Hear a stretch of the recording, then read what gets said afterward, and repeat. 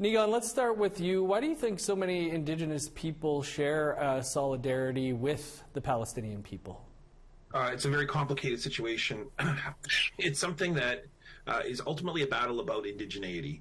Israel, according to the Bible, has a holy, sacred relationship with the space. I don't think anyone argues that. I think that generally it's true that Jewish people have a very unique and close tie with the lands that are now occupied in Israel. The fact is, though, that within the very Bible itself, it talks about another strand of people that came from Noah, and that is the Palestinian people, Islamic people. And so they both have an indigenous claim to the area. Israel, however, disputes that claim, says that Arabians or Islamic people migrated to the space. We're not here to debate about indigeneity, but the problem is that the world has made a decision. And so the biggest backers to Israel are the United States. And of course, we know the track record of the United States and the treatment of indigenous peoples on this side of the world. And it's highly ironic that the United States is going and supporting the indigenous claims of another nation on another side of the world, while undermining our sovereignty, undermining our rights, continuing to occupy our lands and treat us like second-tier citizens. And Canada has very much followed the lead of the United States. And so that's the challenge here. And when writing about it for Indigenous peoples, it's a very tricky issue because we get into this kind of debate around indigeneity, what constitutes indigeneity, what constitutes occupation and colonization. And so we can certainly see that when Indigenous peoples wade into this debate, we often come on the side of Palestinians because we know oppression, we know marginalization, but we also get into this very tricky situation around the long history in the Middle East of displacing people, the reestablishment of the Israel homeland, and then all, of course, the atrocities that happened as a result of their claims, the competing claims of indigeneity, which leads to the massacre on October 7th by Hamas and the ongoing now struggle or attacks by Israel on the West Bank, on Gaza, and et cetera. And so it's very difficult. Carrie, we recently saw Wanda Nanabush, the Indigenous curator, depart the Art Gallery of Ontario following some complaints about her social media posts in support of Palestine. What are your thoughts on that? I think artists are in a very unique position. They don't operate in the same spaces like as a 9-to-5, like someone like working in media, 9-to-5 job, and we have parameters. Artists are allowed to be free thinkers. That's their whole thing. You know, they get to expand and present ideas that maybe conflict with everybody else's, and they want people to think of things in a whole new way. And so I understand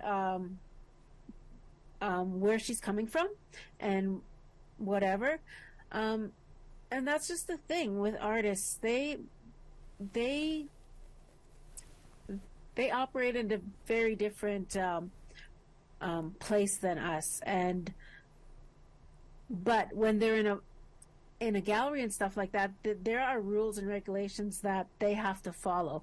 And so I think there was just a conflict maybe that happened. I'm not sure exactly why she departed, whether or not it was on her own terms or she was asked to leave. I don't know that, but I can see if there's like different viewpoints and they're butting heads. I can see somebody just like saying, okay, well, this is not the space for me. This is not the space that I want to be in, and leaving.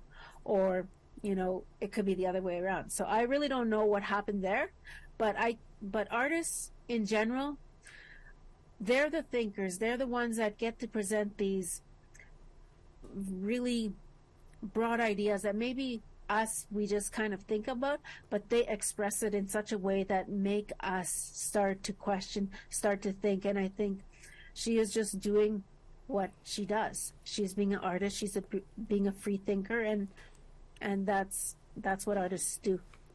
Nigan, just quickly, your thoughts on that? This is about money.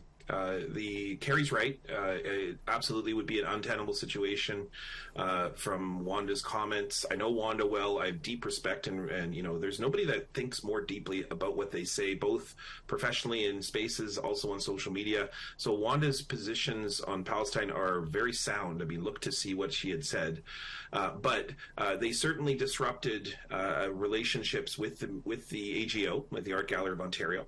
It would be very difficult, I think, for the Art Gallery of Ontario, who have a great deal of financial backing from those who wrote a letter to say we don't appreciate these comments around the situation in the Middle East. And so this is really about funders who felt very uncomfortable by what should have been, as Carrie points out, a moment of free speech. You don't get to just cherry pick what artists have to say when you invest in art. You have to accept that artists have opinions, ideas. That's the whole reason we have art in the first place. And so Carrie's point is 100% the position that I would say to these financial backers who have deep discomfort with what Wanda Nanabush has to say. And of course, all of this is allegations. The AGO is not talking. Wanda's probably under a non-disclosure agreement. But it absolutely all points to the idea that this is all about money, people who threatened to withdraw funding from the AGO and certainly created an uncomfortable situation there. But we have to remember, artists have a right to say what they want. That's why you hire them. Carrie Nigon, we'll have to leave it there. Thanks for your time. Yeah, miigwech.